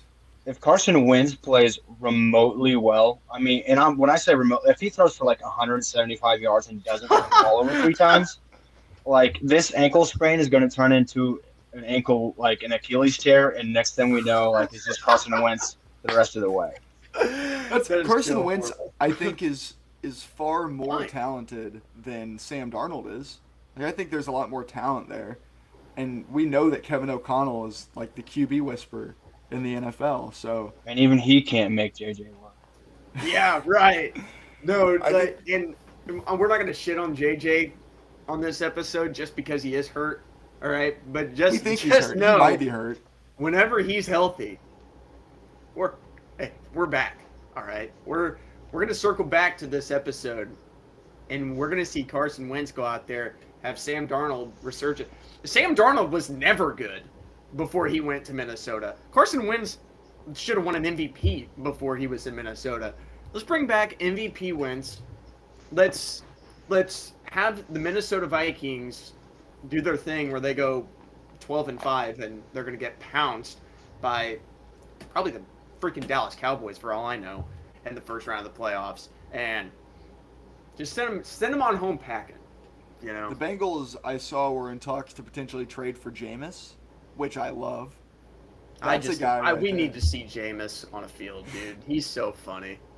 He's the greatest teammate of all time. I actually, you cannot find a better teammate than, like, he just loves being there. He could be in Chicago and he'd love it. Like the culture, like, yeah, New York sucks, but the culture there is changing, and it's literally because Jameis Winston's there. All right, let's talk about the Sunday Night Football matchup a little bit, because these two teams last week played some high like importance games. So the 0-2 Kansas City Chiefs, coming off a Super Bowl rematch loss at home to the Eagles, going to the 0-2 New York Giants, who just played in the best college football game of last weekend against the Cowboys, where they were out in the 40s and it was a Western standoff with Russ and Dak. Let's start with the Kansas City side of this. So last week they go to Philly, and they are a Travis Kelce holding onto the ball on the goal line away from probably winning that game. Yep. But was it Quinyon Mitchell who ended up picking that ball off? I did not watch that. Someone I didn't did. watch a lot of that game. No. I was but- drinking beer, so was not. But yeah, so he drops the ball on the goal line. The Eagles go down. Let me tell you, as an owner of Saquon Barkley and AJ Brown in my fantasy leagues, and I knew this going in, the Eagles play an extremely frustrating brand of football, and like they have the best running back in the league, and they're not going to give him the ball. That's whatever. Tom Brady on the call of this game was like audibly being frustrated about the amount of tush pushing that was going on. And Dean Blandino, who's the Fox like booth official, literally said at the end of the game when the Eagles sealed it, they went to him and he's like, "I'm done with the tush push." Like, props to these officials for officiating it at all. I think Jason Kelsey is hilariously like crashed out on Twitter over the last couple of days because people are finally like fed up with it, and he is trying so hard to defend it, and there's just nobody back. I don't know why it's legal. I remember watching a game maybe 4 or 5 years ago where the Bengals needed to get like a half yard. I don't remember who they were playing, but Joe Burrow was playing quarterback, and whoever his tight end or tailback was pushed him over the line of scrimmage, and they threw a flag on it, said that was illegal. And they called it back. They had to punt. I think they ended up losing the game. Well, Blandino made a really good point on later in the week on the Rich Eisen show, where he was like, it didn't used to be, like, things like that didn't used to be illegal. They've changed the rules. He's like, and he made a good point about, like, the defense, if they can't push on field goal blocks anymore because of player safety. The defense, if they stand up and create a wall and then push the running back 10 yards, the running back doesn't lose 10 yards. Mm-hmm. He goes to where the forward progress is stopped. But with the Eagles tush push, Jalen Hurts can like literally be stood still, not moving, and then get physically pushed another like 3 yards, and they'll allow him to have it. Like they just don't officiate it. Like they don't call him his progress dead, even though it is often. Like they obviously, and that's not even like the officiating of all the pre-snap penalties and things like that. I was about to say, like, they're lining up in offsides. They're jumping before the ball is snapped. Like, it looks like refs are just, like, afraid to blow their whistle at all during the tush push because, like, I don't know what they're so worried about trying to spot the ball, probably because you have no idea how far Hurts goes because he's in this mass of Yeah, 22 you can't see the guys. ball. Yeah, Like it's impossible to rule against. the Eagles game will be a very interesting watch this week because allegedly, like I think it was Sheffield reported that the NFL has said, okay, like officiate it hardcore from now on. Yeah. They, They don't play the even Rams. They don't need to push, bro. You have Saquon Exactly. Barkley in the backfield. Like I don't understand And you're telling me, why, man.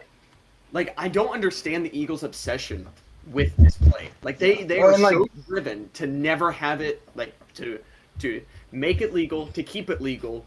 And Nick Sirianni, all he says is, well, why don't the other teams do it? And it's like, Which is a fair point. shut up. You have freaking Saquon Barkley. Not every team Yeah. has Saquon Barkley. And like Blandino, like he said that too. He was like, even just from like a watching the game standpoint, like, would you rather watch Saquon Barkley hurdle somebody backyard like backwards for a first down, or watch Jalen Hurts get pushed across, an imaginary line for 3 yards? How many Like, passing yards did Jalen Hurts end up with? 101, I think. I would say I don't know if he crossed the triple digits. So like Like- that's the weird. This is the weird thing with Jalen Hurts is Not he good. just won a Super Bowl, all right, but he's not that good. He's a big body and he's got legs and like he is a good quarterback, all right, because the Eagles are a winning football team with him on the field. But there's such a large difference between like a guy like Josh Allen, for example, and a guy's like, it's just so weird because he has 17 rushing touchdowns, and he's also thrown for like 2,000 yards, and he hasn't utilized. He has two of the more talented Trey receivers. Lance could run that offense. And do it. Right, yeah, and that raises the question of is Jalen Hurts that good? I think Trey Lance is probably more like Trey Lance has probably got a stronger arm. Like Trey Lance probably has more upside in that offense. Can we start the agenda that Trey Lance is better than Jalen Hurts? Is that something that I'll we put can my do? name on it. I don't care. I think it's starting here. Zach, it's your job now to write an article on why you think that Trey Lance is a better quarterback than Jalen Hurts. I'll do it. I'll do So it. the last drive the Eagles had before the half, I believe, as an AJ Brown owner in fantasy, he had to that point he had 2 catches all season, and I kid you not, Jalen Hurts, when they needed to pass to move the ball, he threw 7 consecutive short to intermediate routes to AJ Brown. Like they targeted him 6 times in a row, hitches, slants. That was it. They just kept throwing him the ball. Like it's a super, like as talented and deep as that offense is, it's super one-dimensional. Yeah. And it's frustrating. Is but that- It's just just so freaking weird. I've never seen. I hate this. Nick Sirianni. they're he's 3.5 point favorites today or tomorrow on Sunday against the Rams. The Chiefs are 6.5 point favorites on the road against the Giants, who, like we said, like Russell turned back the clock last week, but I'm pretty sure that's more of a Dallas defense and Matt Eberflus thing than a Russell Wilson is a top 15 NFL quarterback again. But man, it was fun, right? It was fun. Why- Wan'Dale but then Robinson he- had 140 yards. Let's Russ freaking did go. play.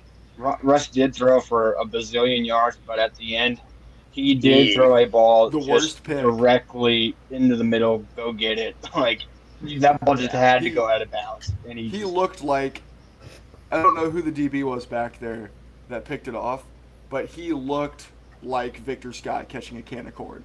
Like Yeah, that was a lazy fly ball that was hit 300 feet to the center field. That's what that was. Oh, that's Like, so he funny. didn't even have to move.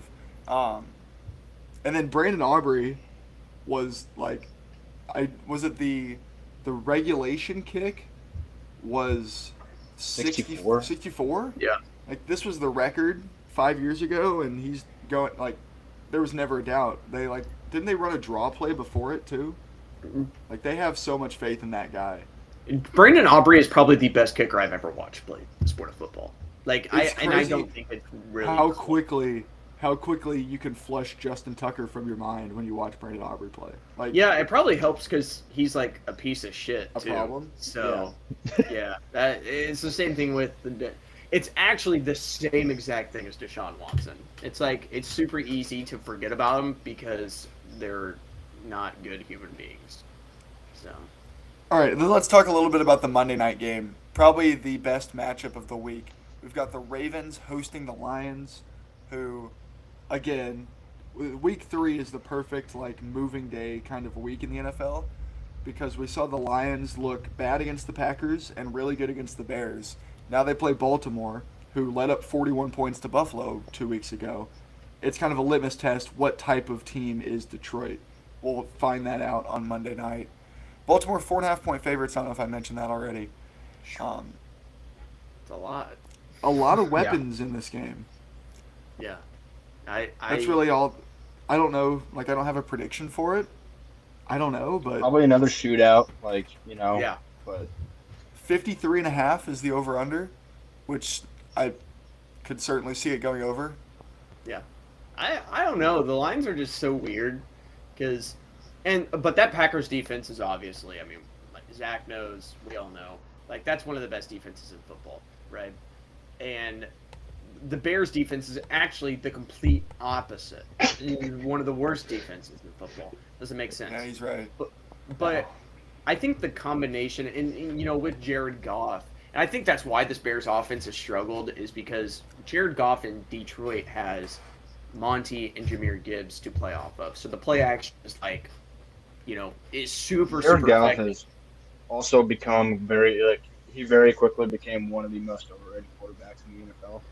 And it's the same conversation as like Right. the Purdy and like Hurts thing. Like he's got an insane the dude just checks it down to Jahmyr Gibbs, and Gibbs makes the entire defense miss. Or That's There's Jared Goff. something. There's something to be said though about all 3 of those guys, Hurts, Purdy, and Goff, that like you're not going to lose your team games. Like Right. at No, least well, if you pressure Goff, you will. Jared But Goff, They have a good man, offensive I don't line. know. Like Purdy doesn't crumble under pressure like Jared Goff has shown throughout his entire career. Like he's played on multiple teams, and he's been bad on multiple teams, and he's been good on multiple teams. But come that time when you need Jared Goff to step up and be that guy, you he hasn't saw shown him. the ability to do You it. saw. I'm so tired. I am so tired of people talking about Jared Goff and showing his completion percentage. I don't care.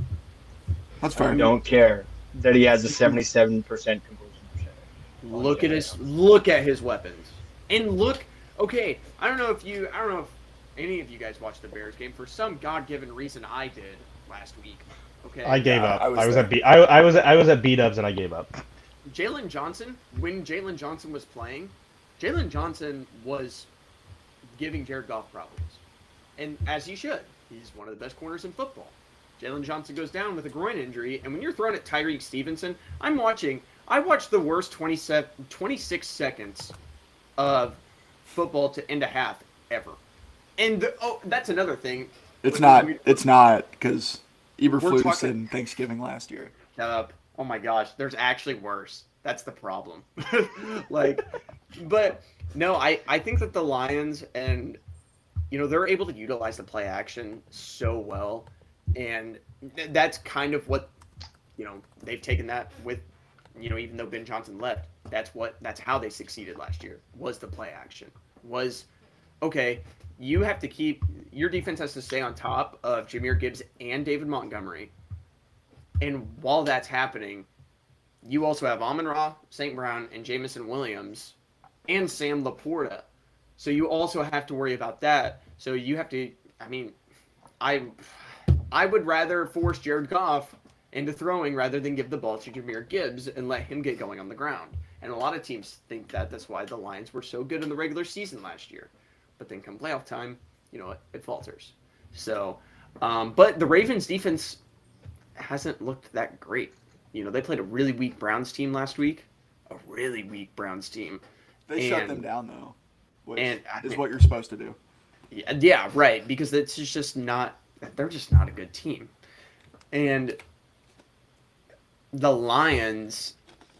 There were times the Bears' offense did look good last week, and then I think it was more of a testament of where Chicago Bears football is at rather than where Detroit Lions football is at. Like, we can all agree that the Lions are better than the Bears. We all knew that, but I think that last week was more of a testament to the Chicago Bears and not the Detroit Lions. Well, that's what In week that- 3 is for.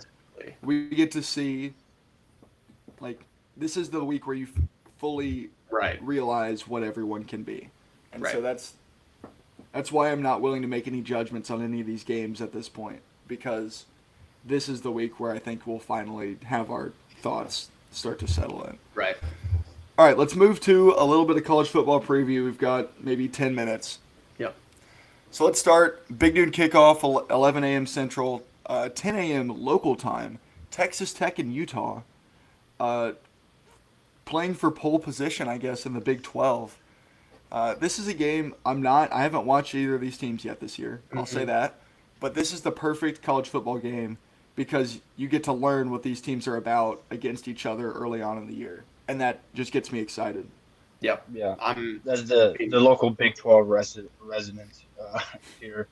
Texas Tech has high expectations because they spent a lot of money, and they were very proud about it, which is fine. You know, that's the era we're in. That's not a shot. Don't go all Dan Lanning on me and take a compliment as a dig. But you know, so Texas Tech has high expectations. Utah, you know, obviously they had high expectations. You know, they've been really good the Well last coached. several years. And then last year, the only reason people didn't realize how bad they were last year is because Oklahoma State was worse, and like those were the two teams picked at the top of the Big 12, and both of them they just fell off for whatever reason. And then Utah, you know, this year has started good, but they haven't played anybody. Like the only game that at first you thought was like, oh, okay, Utah's back was the UCLA game that they started with. UCLA's awful. And Devin Dampier looked really, really good. But then UCLA has been so bad since that now that win actually means nothing right. for Utah. So this is their first big test, really. And, you know, it's Texas Tech's first big test when they've got high expectations. So it is certainly one to watch out for, like, for the rest of the Big 12 season.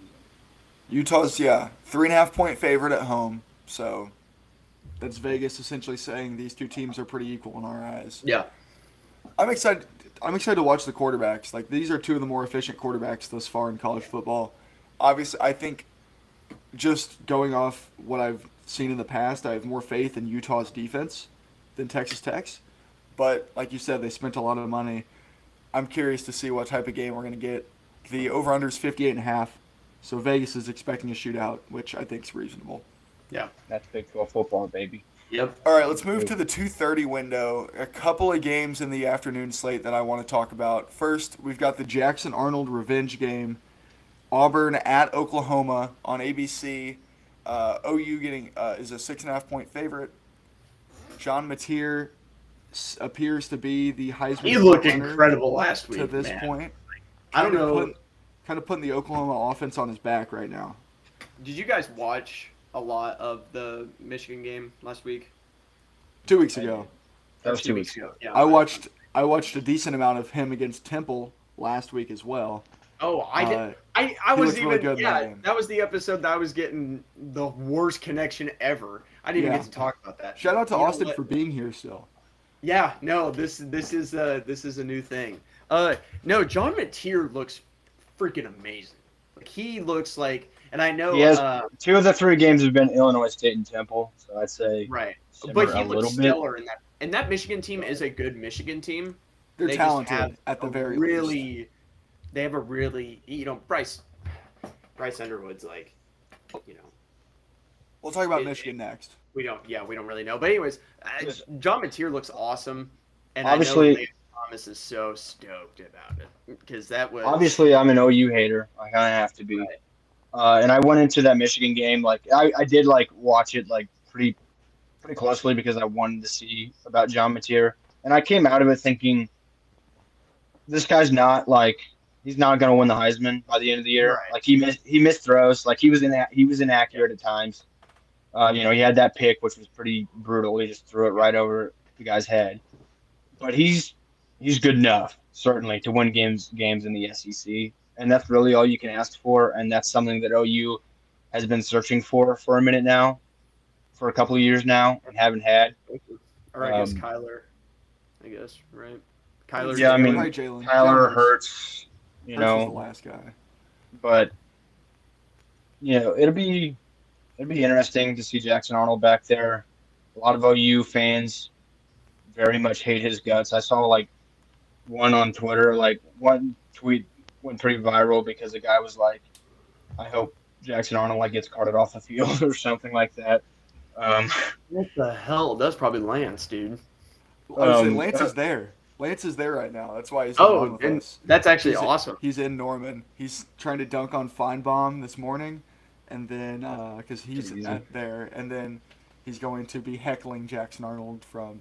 I think he said he had good seats. So We'll get him on next week. We'll get him on I'm next sure, yeah. weekend, and he can give us a full. It'd be really funny if Auburn won. yes, Yeah. I'm hoping. but I hoping. totally expect Oklahoma to come out, and I mean, I expect Oklahoma win for sure. All right, the 2:30 CBS game. We just brushed on Michigan. They ranked still 21st in the country, going to Nebraska. Undefeated Nebraska, 2-1 Michigan. Nebraska's a 1.5 favorite at home, which I don't love that line at all. It makes me Nebraska's not nervous. that good. I think this is Nebraska's game. I don't. But Michigan, I think without Sharon Moore on the sideline, they suspended him for this game. I think they are much better with a different head coach than their regular coach. So Yes. Bryce Underwood's got talent. He's just young. They've got to help him. Right. They've got to be able to run the football, which is it's Michigan. They got to be able to run the football anyway if they want to be successful. And they did not run very effectively against Oklahoma, which really hurt them. Underwood has a lot of talent, but he's a freshman. Yeah. No. You can't just ask him to go out there and sling it and win you the game. Right. They got to help him out, and if they can't, then they will lose. That's something that we've talked about. Zach, I don't know if you've met Brendan, but he went to Nebraska. He's Nebraska. He is a Cornhusker for sure. And we've talked about last season with Dylan Raiola. It's listen, you can have all of the talent in the world, okay, but you're a true freshman playing against top dogs. All right, you're gonna struggle. That's gonna happen, and I don't think. I like Nebraska in this game personally, just I do because too. I'm there. Nebraska has looked fine. They've looked good, I'll say, and Michigan just really hasn't. Bryce Underwood's just young. Give them a year or two, then that's where this Michigan team really takes off. But right now, I just don't think that this Michigan. I don't know if Sharon Moore has a year or two. So to be honest. No, No, he that's doesn't. true. They were not. They should underperformed do last it. year. They underperformed last year. He's getting residual suspensions and effects from his part as an assistant coach, and when they were cheating, and now they're just through the first couple of weeks of the season, looking to still be underperforming. Yeah. And it's Michigan, and they've got a pedigree to uphold. I don't think he's going to last very long if they don't turn it around real quick. No, I don't. I personally don't expect him to last through I think he'll last through the season, but I think he's gone at the end of it. Yeah. A game we don't need to talk a ton on, but also in that 2:30 window, Tulane is going to Ole Miss. Ole Miss is favored by 11.5 points. I love Tulane in this spot. They've been really good. They kind of crushed Duke last week, and then 2 weeks ago they put a beat down on Northwestern, who maybe isn't the worst team ever, but they're obviously not good. Yeah. So Tulane to cover minimum. Yeah, I was about to say, I if love was a Tulane to betting man, which I am a betting man, by the way. Definitely bet the USF. I think their line, it was a crazy line, which Miami dominated anyways, and it didn't matter. Yeah. But it was plus 17.5. Man, give me USF, and it didn't. It No. did not work at all. So Mizzou, South Carolina at 6 p.m. tonight on ESPN. Missouri is a 10.5 point favorite against a South Carolina team that dropped a game last week. They kind of got blown out by Vandy, which I think Vandy might just be good. Like they're ranked in the top 25 again. But Lenora Sellers expected to play, I and was just anytime about he's to on the ask field, this question. I would expect South Carolina to be at the very least competitive. So Vandy I was certainly doing don't like- super well even before Sellers left the game. yeah, You know, and so I the Commodores love them. Couple of teams that like to ride on the coattails of the rest of the SEC being, historically good, and they get to be like, yeah, well, we're in the SEC. Yeah, but That was South Missouri and Carolina, South literally Carolina. last year arguing Yep. for Yeah. a playoff spot. They're like, hey, we play in the SEC, man. We're 9-4. And everybody Yeah, said, bro, like- get out of here. And like Mizzou, I think they've just found their footing as a college football program that is going to produce really good pro talent, but have nothing to show for it as far as team success goes. That's just who they are. Yeah. nice feel little like- 8-4 ball club in the SEC every year. Yeah, like there's going to be guys that are in the NFL that are like really good, and it's like, oh wow, he went to Mizzou. Let me go look at what they did while he was on the team, or while all these guys are on the team together. And it's like, well, best case, they were middling in the SEC. They got the top 10 like a year or two ago or whatever. Didn't matter, but they can say that they did that. They beat Ohio. They beat a Devin Brown-led Ohio State team in a Cotton Bowl game that wasn't in the playoff, so they'll always have that. Bo Perbula looks a lot better than Drew Aller does so far this year, and Drew Aller has been playing against bad teams, and he hasn't looked great. Bo Perbula has played Kansas at least. They're not bad, and he's looked really good. So Penn State maybe make the wrong decision, but I understand you can't go back on your Yeah, guy that got you to the can't Final not- Four. It's you the same can't thing. Dude, yeah. The same thing that happened last year with Quinn Ewers and Arch. Like, you have to keep Quinn Ewers as your quarterback after he led you to a Final Four. Quinn Ewers just might be better than Arch Manning. because Yeah, so there's he that looks side bad. of it too. Blessing in All right, disguise last- for Mizzou that Sam Horn got hurt, because you just know they were going to end up making the wrong decision at quarterback, and one of them got hurt, and they lucked into Bo being pretty good. Yeah. All right, Austin. I'll give you a couple minutes to talk about the Canes. 7.5 point favorites tonight. Game days in. Are they on campus? Do we think? Obviously, I'm not watching. Are they on campus, or you think they're at Hard Rock? I guess I could look. I have no idea. I It's on really ABC haven't. tonight. Like I really haven't put too much of thought into this game. Just They're because- playing the Gators. Obviously, we talked about how bad Florida's looked the past couple weeks. But Miami's only a 7.5 point favorite. like- and I'm not really sure what like voters. And this is what's so weird to me is that this Florida team really wasn't that good.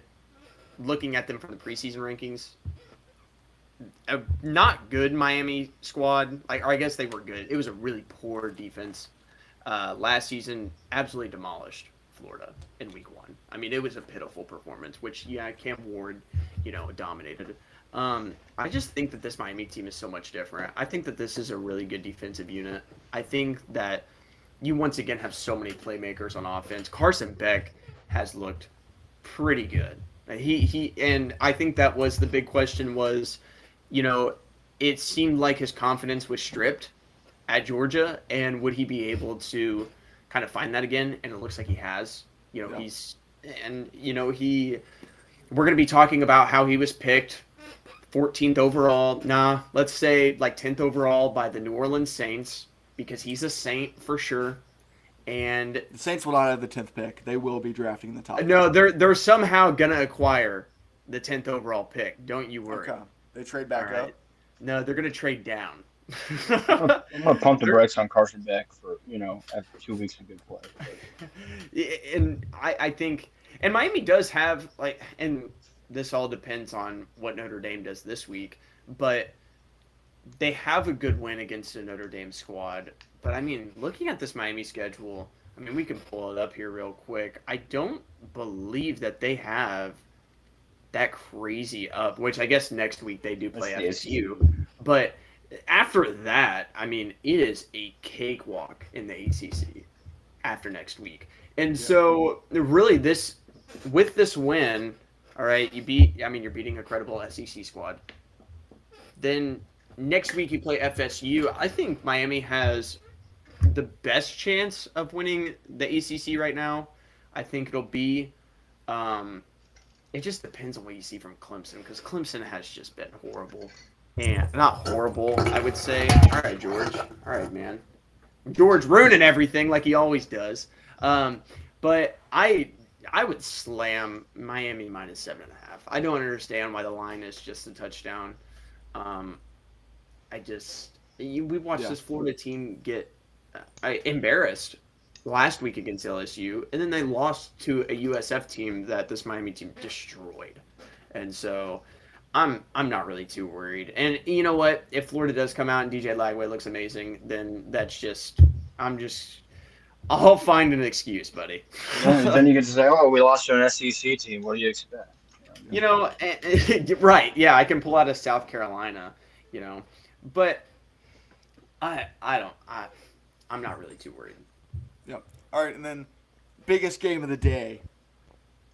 Prove it game in the Big Ten. Illinois at Indiana.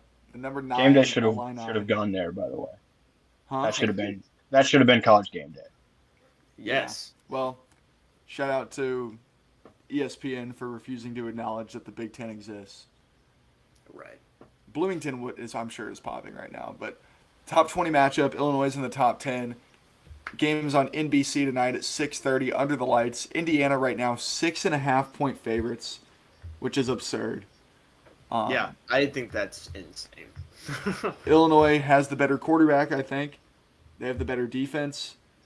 Obviously, they're on the road, but Bias. I think that's. We can see that you graduated from Illinois Yeah, in the background. I've got my whatever it's called back there, wearing the shirt. 100 years of Memorial Stadium, Geese Memorial Stadium now. I'm not worried. I'm gonna say that. I know I said it. Be. I said I was worried against Duke because that's a game that this program would typically drop when they have high expectations. After seeing them overcome that game against Duke after an awful first half, they just dominate in the second half, force a ton of turnovers, score at ease. As long as this team, because the past 2 weeks now, Illinois has come out very flat in the first half. After their opening scripted drive, they have struggled in the first half, and then they've had to make adjustments. They come out in the second half rejuvenated and dominate the second half. When you're playing Duke, who is not very good, you can do that. When you have a home game against Western Michigan, you can absolutely come out a little flat. Indiana's going to go up 21-7 if we come out flat on both sides of the ball coming off the first drive again. So that's if that happens, then I think we're in a really bad spot. This team, we're missing Xavier Scott, who's our potentially NFL corner. But outside of that, the group's healthy at least. So I just think if they are playing well throughout the entirety of the first quarter, then I think at some point they'll run away with it. This game to me is like the irresistible force meets the immovable object. Like these two teams, like Indiana and Illinois football programs feel like so parallel to me. Like they both feel like teams that usually, are supposed to be pretty solid, have some high expectations, and then they blow games that they shouldn't. Like it feels to me like this is a game that both teams think they should win, that both teams would end up losing. Yeah. But obviously somebody's got to win. Yeah. You know what I mean? Like that didn't, it's hard to explain, but like that's just like my mindset. Like it feels like both teams are like are gonna end up trying to blow this game, and whichever team doesn't blow it, comes away in the Big Ten. I haven't watched any Indiana football because we've talked about how poorly they schedule on the podcast before. Right. There's been no reason to watch any Indiana football, but Illinois has done a really good job of like limiting mistakes, and that's especially in the second half. Like I said, this team has not beat itself yet. Now, have they looked poor at times? Sure. But for whatever reason, this team seems to be really well coached. And I do have a lot of respect for Signetti. I think he does the same thing for Indiana. But it's just a textbook prove it game. Like neither of these teams have the cachet in the Big Ten. Like neither squad is Ohio State or Oregon or Penn State or I guess Michigan if you're going to put them in that group. They won a title in the last 5 years. So, but this is how you get your respect is you go out and you play a game like tonight and you win it. And if Illinois can do that on the road, then I think that it's time to have a legitimate talk about them being a playoff contender. Like I know they're ranked number 9 in the country right now, and a lot of people are saying that they don't believe that Illinois can make a run at it. The schedule is going to be fairly easy down the stretch. Again, same as like I mentioned with Notre Dame, there's a lot of like trip up spots, aside from the Ohio State game. So obviously I'm going to pick Illinois to win, but I we'll like see. Illinois. All right. So Last question. We've got Oregon State today, and we have the Apple Cup, Washington State. Oregon's at home. They're favored by 33.5. Washington is on the road. They're favored by 20.5.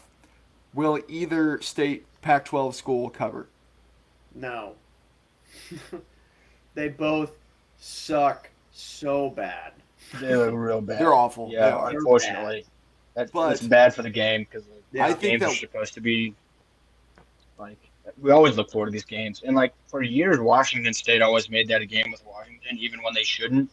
But Washington State has looked just so bad this year. Washington State has had their quarterback situation. I don't think gets talked about a lot, but in the last 10 years, it's been. they have had good Oh, quarterbacks. I'm blanking on the kid's name. I think he was a Colt. They've had Minshew. But before Minshew, they Minshew, had Luke this guy. Falk. Luke was Falk. pretty That's good. what I'm thinking of. Luke Falk, Minshew, Cam Ward, Cam Ward, John yeah. Mateer. Those have been good. Gardner Minshew, we've seen what he's turned out to be, and we saw what he did at Washington. Cam Ward was incredible, earned himself a lot of money going to Miami, and then Mateer is doing his thing in Oklahoma, but it just feels like Oregon State's so bad too. I mean they're both bad. awful. And I think there's enough genuine hate in the Washington State game, and State's at home, like they're playing in Pullman, that I could see that's the game I feel like is more likely to be like a 2-score game. Yeah. But obviously neither team's going to win because Washington's really good too. Like obviously Right. Oregon's great. Yeah. But yeah, that's I think that's going to do it for episode 5 of the 5 Out Some kid's got podcast with his 4 Oregon people. hat on. Well, I There think we go. know. I I think we know what he's sent to me. thinking. It got sent to me. Go Ducks. Everyone's favorite 4-person podcast. I think we did well. Obviously, we ran long, but we had, but we had we some good don't- conversation. I think. we don't have that slasher at small forward here today, and No. having a slasher 3-and-D kind of guy like a Robert Covington would have been really nice. Dude, I would have loved to have a Rocco. But we just don't have that, and that's okay. You know what? Sometimes you got to run 4 out, right? Sometimes you got a Right. big man in the middle that he's not very athletic. He can't stretch the floor. Sometimes you got to go 4 on 1. And today the entirety of the 5 out group was our center that Right. we're running 4 out around. I appreciate you, Zach, for filling in. Hope to get you on some more episodes in the future. Yeah, thanks Um, for having me. Obviously, links are in the description for all our socials. Like I said, subscribe to the video, and we will see you at the same time next week.